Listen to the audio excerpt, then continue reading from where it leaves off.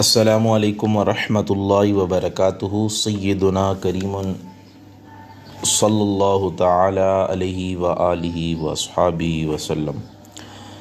آسان تفسیر القرآن سورہ ملک اور سورہ ملک کی آج آیت نمبر 5 لفظی و محاورہ ترجمہ و تفسیر سے انشاءاللہ عز و جل ہم بیان کریں گے۔ آئیں سب سے پہلے تلاوت سماعت فرماتے ہیں۔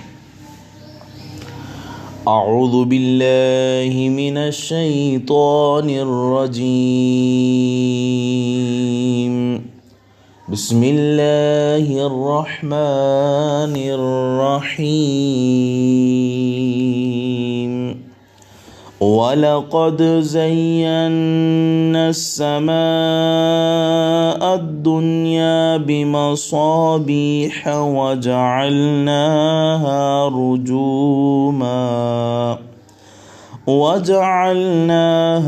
رُجُومًا لِلشَّيَاطِينِ وَأَعْتَدْنَا لَهُمْ عَذَابَ السَّعِيرِ۔ اور بے شک ہم نے قریبی آسمانوں کو چراغ سے آراستہ کر دیا اور بنا دیا انہیں شیاطین کو مار بگانے کا ذریعہ، اور ہم نے تیار کر رکھا ہے ان کے لیے دہکتی آگ کا عذاب۔ وَلَقَدْ زَيَّنَّا، اور ہم نے آراستہ کر دیا، السماء الدنیا قریبی آسمان کو، بمصابیح چراغوں سے، وجعلناها اور بنا دیا ہے انہیں رجوماً مار بگانے کا ذریعہ، للشیاطین شیاطین کو، واعتدنا اور ہم نے تیار کر رکھا ہے، لہم ان کے لیے، عذاب السعیر دہکتی آگ کا عذاب۔ ترجمہ کنز العرفان بھی سماعت فرما لیں۔ اور ضرور بے شک ہم نے نیچے کے آسمان کو چراغوں سے آراستہ کیا اور انہیں شیطانوں کو مار بگانے کا ذریعہ بنایا، اور ہم نے ان کے لیے بھڑکتی آگ کا عذاب تیار کر رکھا ہے۔ اب یہاں پہ اس آیہ مبارکہ میں اللہ تعالیٰ نے یہ جو فرمایا ہے، وَلَقَدْ زَيَّنَّا السَّمَاءَ الدُّنْيَا بِمَصَابِيحَ، تو اس آیت میں اللہ تعالیٰ نے اپنی قدرت کی ایک اور دلیل بیان فرمائی کہ بے شک اللہ تعالیٰ نے نیچے کے آسمان کو ستاروں سے آراستہ کیا جو زمین کی طرف سب سے زیادہ قریب ہے، اور لوگ اسے دیکھتے ہیں، اور ان ستاروں کو شیطانوں کے مار بگانے کا ذریعہ بنایا کہ جب شیاطین آسمان کی طرف فرشتوں کی گفتگو سننے اور باتیں چرانے پہنچے تو ستاروں سے شعلے اور چنگاریاں نکلیں جن سے انہیں مارا جاتا ہے، اور اللہ تعالیٰ ان شیاطین کے لیے دنیا میں جلانے کے بعد آخرت میں بھڑکتی دہکتی آگ کا عذاب بھی اللہ نے تیار کر رکھا ہے۔ اس کی مثال ایک اور آیت میں ہمیں ملتی ہے جو سورہ صافات کی آیت نمبر 6 اور 7 میں ہے۔ اللہ اس میں ارشاد فرماتا ہے، اِنَّا زَيَّنَّا السَّمَاءَ الدُّنْيَا بِزِينَةٍ الْكَوَاكِبِ، بے شک ہم نے نیچے کے آسمان کو ستاروں کے سنگار سے آراستہ کیا ہے، وَحِفْظًا مِّن كُلِّ شَيْطَانٍ مَارِدٍ، اور ہر سرکش شیطان سے حفاظت کے لیے۔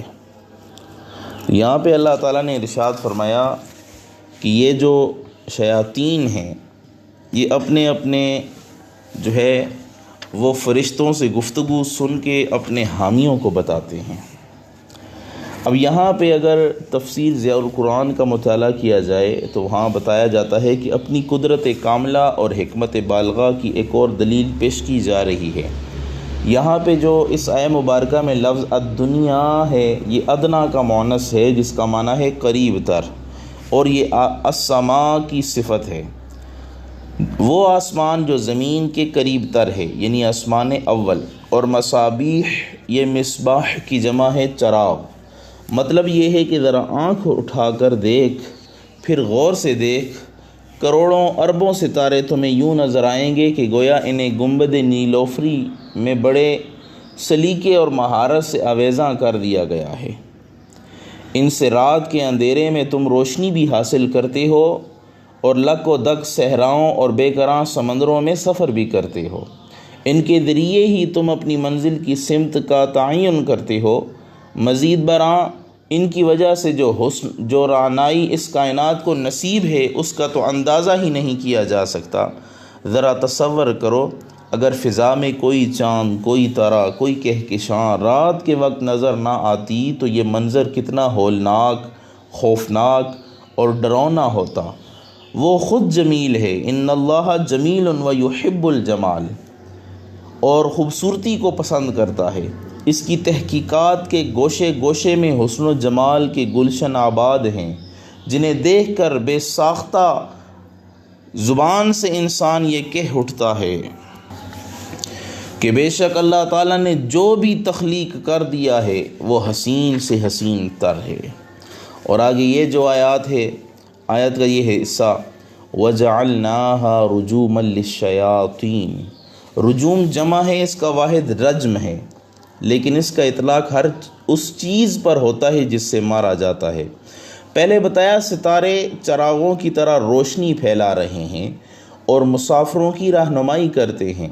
اس جملے میں ان کے ایک دوسرے فائدے کا بھی ذکر کر دیا گیا کہ ان سے شیطانوں پر بھی سنگباری کی جاتی ہے تاکہ وہ اسرار الہیہ کے سراغ نہ لگا لیں۔ علماء کرام نے صراحتاً لکھا ہے کہ اس کا یہ مطلب نہیں کہ وہی ستارے اپنی جگہ سے اکھیڑ کر شیاطین پر مارے جاتے ہیں، بلکہ ان سے شہاب اور شعلے پیدا ہوتے ہیں، وہ شیطانوں پہ برسائے جاتے ہیں۔ اور یہ آیت کا یہ حصہ، وَأَعْتَدْنَا لَهُمْ عَذَابَ السَّعِيرِ، اور ہم نے تیار کر رکھا ہے ان کے لیے دہکتی آگ کا عذاب۔ تو یہ ہر کافر کے لیے بھڑکتی ہوئی آگ کا عذاب ہے، خواہ وہ جن ہو یا انسان ہو یا شیطان۔ دنیا میں بھی انہیں عذاب دیا جائے گا اور آخرت میں بھی انہیں دہکتی آگ کا عذاب دیا جائے گا۔ اللہ سے دعا ہے اللہ تعالی ہم سب کو دنیا میں بھی عذاب سے محفوظ فرمائے اور کل قیامت والے دن بھی عذاب سے محفوظ فرمائے۔ آمین برحمتک یا ارحم الراحمین۔